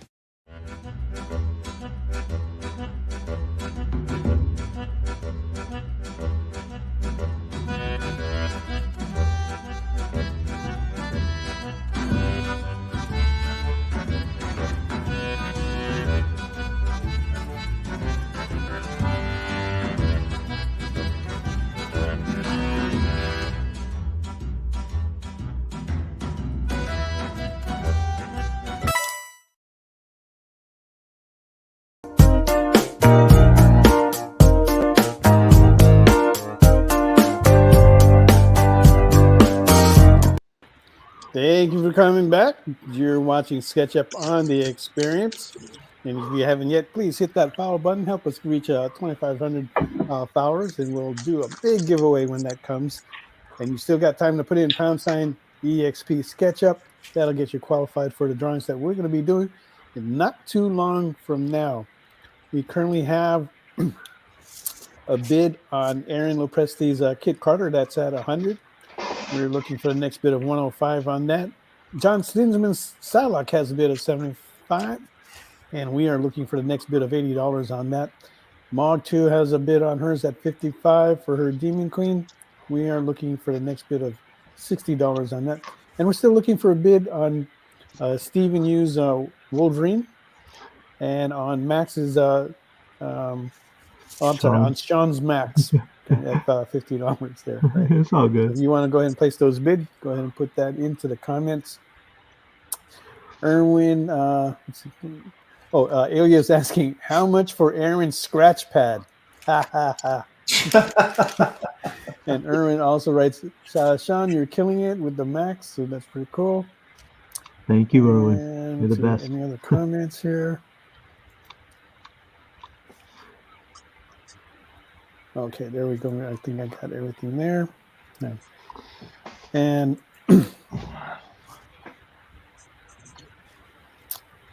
okay. What's going to be next? Okay, we got a bid of 60 from Derek on Mog's piece for that. Thank you very much for that. Thank you. And Stevie writes, you folks are making it too hard to select on what to bid on tonight. Might have to bring in some family members in to help me decide. Just hope that the deciding vote doesn't come down to the dog. You just got to bust it out, Stevie. No, just borrow $5 more from your son. No, just buy them all, and you don't have to decide. Yeah, that's even better, huh? Good point. Yeah, I like that. Let us decide. Mm-hmm. We'll just make the decisions for you. Or I could ask my wife. That's how I make decisions. Yeah. She just decides everything for me. I don't know how that goes. And where is Annie? She's in the bedroom reading. She likes a lot of those fantasy novels. I know. Like She did say that she is a reader. Mm-hmm. Yep. And Aaron, how is your wife? We haven't seen her in a while. She was when we met you guys in Hawaii. She was very, very nice.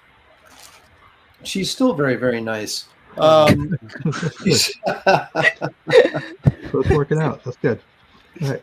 No, she's really kind of embraced this whole sort of online YouTubing thing we have to do to basically get sell books. Mm-hmm. And so we do a show Sunday at 4 p.m. Pacific every Sunday, and she's generally my co-host. And people love her more than they do me, so I may have to get rid of her. Oh no. Yeah. But it pains me. I'm very happy, but it also pains me to say we just became grandparents. My son and his wife just had their first baby a couple days ago. We've been iced in, so we couldn't even get to the hospital. And because they're about 45 minutes away, but we're finally getting down there tomorrow to see the baby in person. So that's kind of exciting. A boy? Oh. Yes, boy. Oh. Well, congratulations! Thank you very much. And you said that's your first grandchild? Yes. Wow. Okay. And I'm just thankful that I hopefully don't get roped into changing too many diapers. Oh, like no. I did when the first time around when they were actually my kids. So yeah, that's how it is. We shall see, though. We shall see. They will say, "Hey, daycare is like $23,000 a year. Hey, can you help me take care of my baby?" Well, Shelly, she'd be down in a second. So yeah. Me, it might, maybe once a week I'll help out. That's what you say now. Yeah. I know. Somehow grandpas always get suckered in. Yeah, well, it's like I wish I didn't have work to do, and then I could just. Yeah, no, that would be sweet. Yeah. But that independently wealthy people, so we'll keep working. I was Aaron, the last conversation we had. I remember a lot of what you said, and I still remember one of the things you said was, I came here kind of like a vacation, but all I can think of is now that I'm not really drawing much. I feel like when can I go back and draw? I mean, it's like you're getting like anxious, like itchy or anxiety because you're not drawing. Yeah. And yeah, you still like that? Yeah, well, it's funny because when you do this crowdfunding stuff, you're also doing all your own fulfillment, right? So we have usually like a month to 6 weeks of shipping out books after campaign, after we finish it, and you have to deal with, not only creating the project, but then you deal with the printer and all the editorial stuff that goes with that, and then you ship it all out. So there's like periods of time where I don't hardly draw at all for like Oh man. 6 weeks or more. Okay. I mean, like the last campaign, the book I did before Kit Carter was Wraith of God. I did 2 issues of that over the last 2 years, and when I started drawing Kit Carter, it was like this is my fun. Not that it's not hard work, because it always is, but this is my fun project. That it was really kind of nice to kind of change gears and do something a little bit different, because Wraith of God's a Western horror superhero thing. And but yeah, when I sit there and all I do is ship 6 to 8 hours a day for 6 weeks, and then you go, I haven't drawn, and then it's really cool to kind of dive back into it, because you just, it's hard to stay away from it, because I noodle on napkins. I'm always drawing, so when it's taken away from you for a period of time, either by choice or happenstance, it's really cool to kind of jump back into it, because I can never get enough. Yeah. Stevie writes, Sean, from a distance, your max drawing could also pass for beastly face close up. Really? Oh, that's pretty cool. All right. Thank you. I think is that a compliment? It's a compliment. Yeah, that's a compliment. Hey, let's JD, if we can bring up the I feel like giveaways. Just take it. Just take the compliment. Yeah. It's a compliment. Sean, you deserve JD, it. can we bring up the giveaways? Let's show everybody what we're going to be giving away tonight. First up is the Joe Jusko Tomb Raider poster. Nice. I love Joe Jusko, man. His stuff is awesome. And the second one will be a Mog Park bookmark. There you go. Watercolor. One watercolor. Yeah. And then Sean was good enough to put in his Moon Age Daydream, volume 2 of his sketchbook. Yeah, I have the sketchbook with me. You want me to show it? And then just because I found it right before the show, Evangeline swimsuit, which has a John Stinsman in there. That's Dan Braga. And there's the John Stinsman piece. Inked by Marlo Alquiza. I wish he was here tonight so we could talk more about that stuff. Okay. So if you haven't yet, you still have time to put in #EXP SketchUp. That will get you qualified into running to get those giveaways. Okay. Let's see. We can put John's face on her. Oh. Okay. Oh my God. Do it. Okay. Ilya wants to bid on Aaron's scratch pad. He's putting in $150. Oh my God. On this? It's just one sheet, Ilya. For the monkey. Are you Take making the money. a joke? No. The bid's there. It's real. It is. Right, So hey, what, I'll sell anything if it's not tied down. So. Oh my God, I like that. Any Even big if plans it in is the near tied down. future, you guys? Starting with you, Stephen? I have a work in games. I have a game that we're going to be shipping pretty soon. So I'm just up to my eyeballs in that. But it's fun, and I got a great team that I'm working with. So that's my future. Also, trip to Tahiti in March for 2 weeks. As in, like, you won't get to do any work. Like, it's just no pure work. vacation. I'm gonna be drinking Mai Tais and scuba diving. Can you handle Not at it? the same time though. Yeah, but can you handle that? Are you a patty 'Cause dive I was member? like, I'm like Aaron. I can't relax. I thought I could. I have a real hard time relaxing. Yeah. I was getting anxiety, You like can. I should be drawing. Like Yeah. that. Why am I not working right now? So have you got have you got a dive trip already planned out? No, actually, I used to scuba dive, but my license expired, so that was the joke. I will be snorkeling though. Yeah, Oh. you're like me. I was licensed before. I haven't done it in a long time, but when I do go, I do like snorkeling. And I won't be in Tahiti in 2 weeks, but I will be in Hawaii in about a month. Okay, right So on. I will get a chance to hit I'm a beach guy, so I got to hit the water at least once before I leave there. Yeah.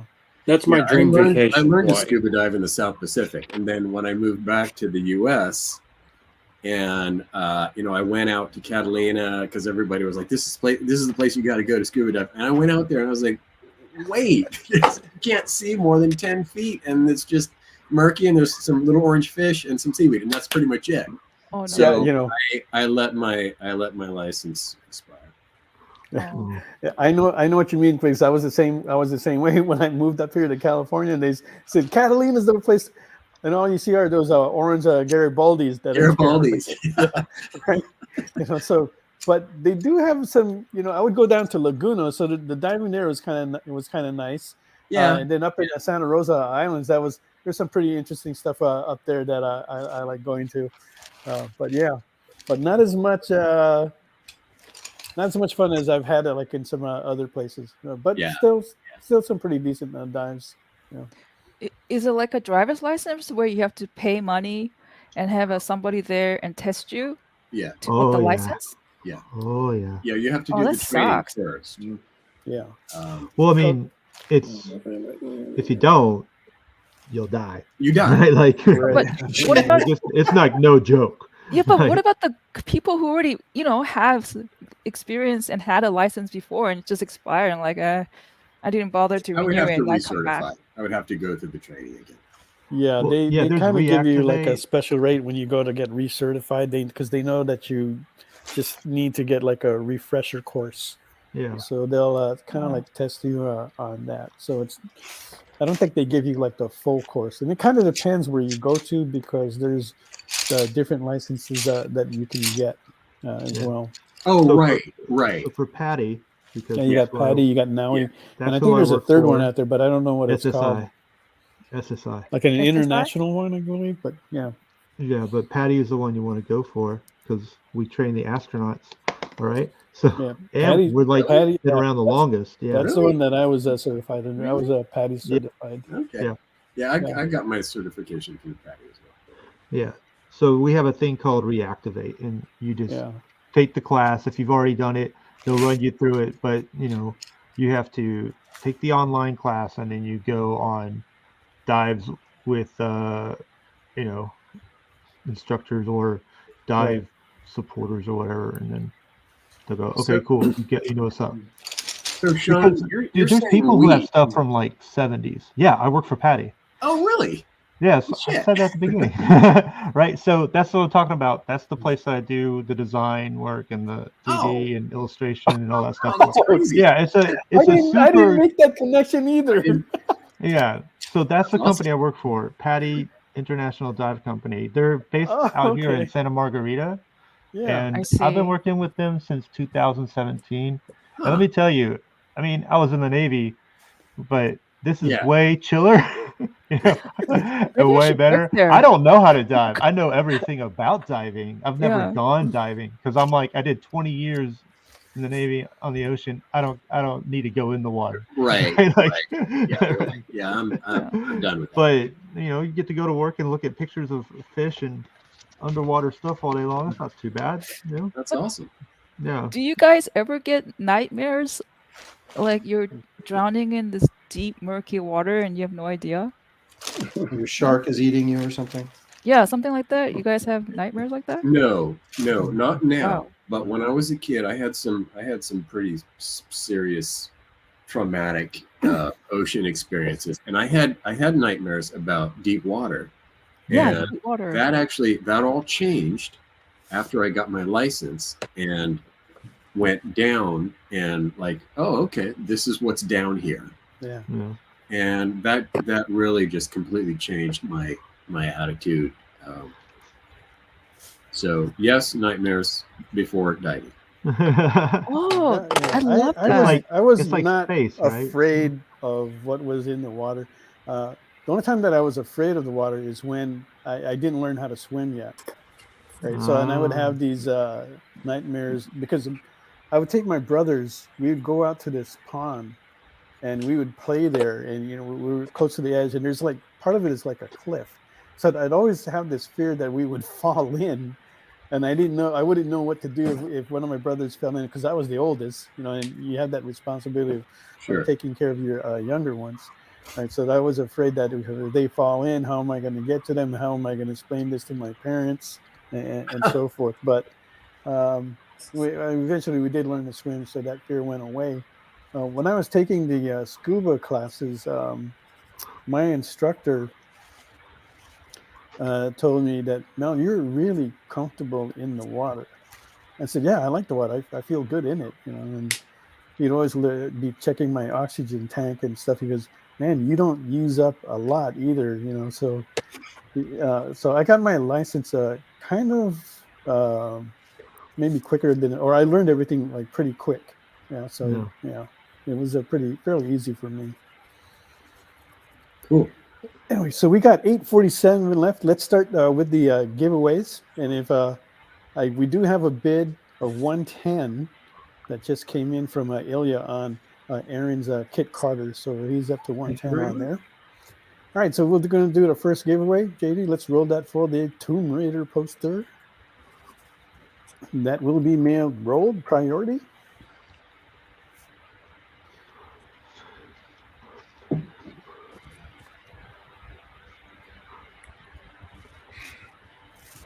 Steve Vendetta.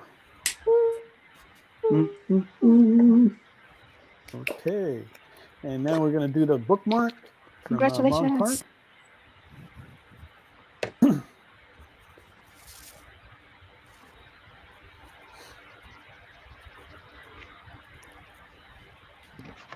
And that goes to Ilya. Thanks again for coming on the show. Ilya,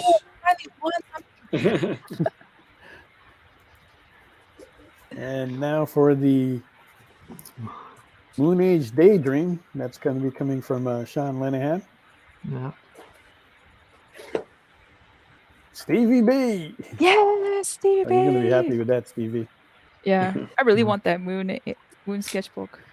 So. And one more for the Evangeline swimsuit.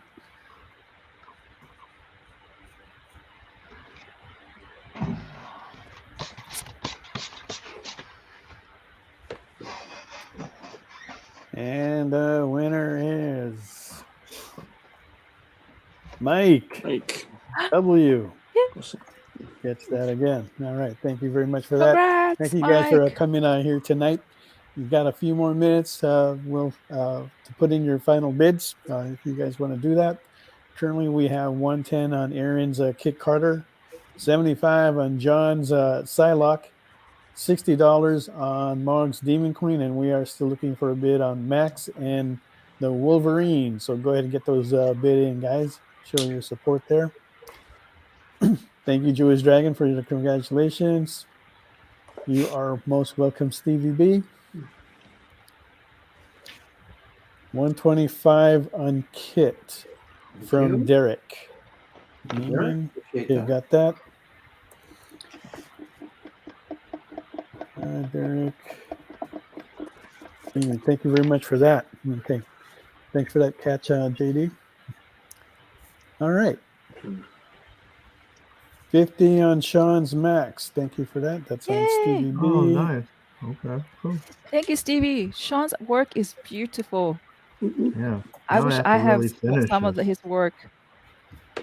Mom, just trade or just ask. Really? I was too scared to ask. Don't be scared of me. I'm not scared of you.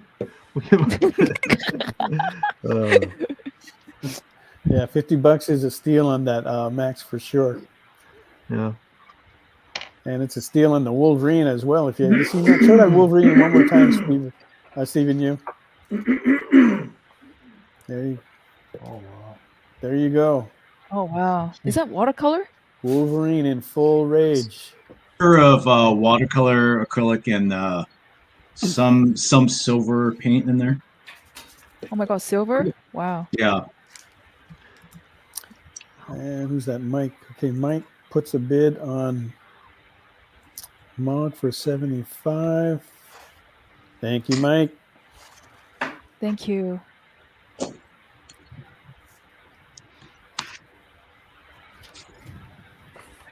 All right, so Mike right now has a bid of 75 on Mog's Demon Queen and also on John Simon's Psylocke.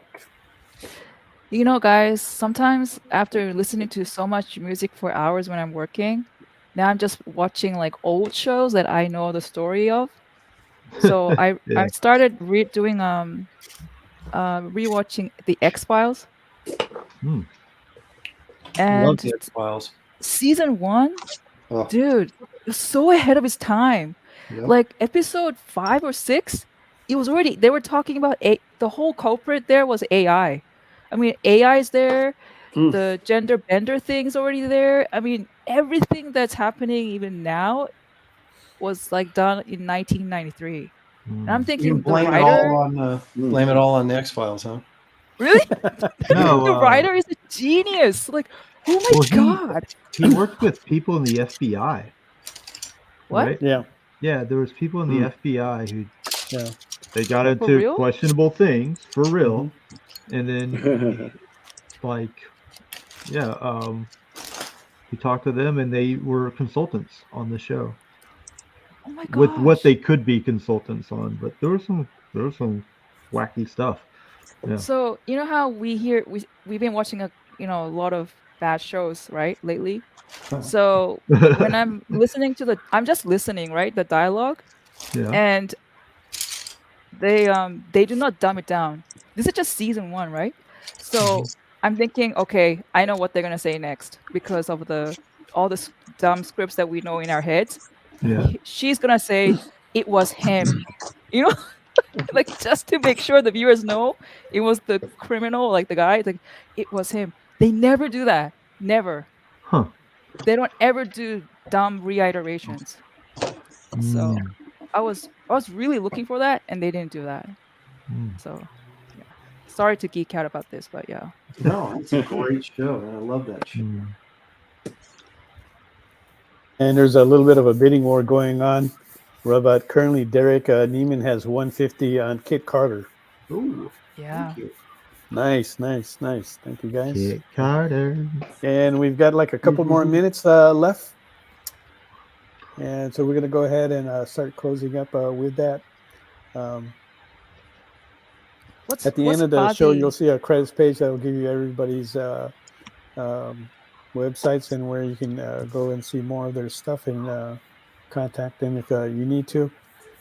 You guys wanted it, so next week we have Thomas Doherty coming back with us from Committed Comics, and guess who he's bringing back with him? Bill Mouse, all right? And Bill Mouse is not coming alone either. Bill Mouse is bringing Cat Mouse, his daughter. So you'll get 2 mice in the house this time. Really? So the name is really tuned Cat? for that. You guys had a really fun time with him the last time, so he's going to be bringing it again, right? All right, so that kind of like ends our show. Before we go, I'm just going to review that. Okay, so we have 75 on John's Psylocke and 75 on the Demon Queen. We got 150 on the Kit Carter. We have $50 on Max. And we don't have a bid yet on Wolverine, but if you decide that anybody wants to pick that up, go ahead and send me a message and I will put that through. Make sure you fill out the magic form so that we can contact everybody. Wow. And once we have that information, we'll hand that off to the artists, and each one of them will close the transaction with you. I want to thank everybody for coming up tonight. We really had a good time. Stephen Firchow, John Stinsman, Sean Lenahan, Stephen Yu, Aaron Lopresti. Thank you guys very much. Thank you. You guys all have a wonderful night. All right. Take care. Thank you. Night. Bye. See ya. Good night.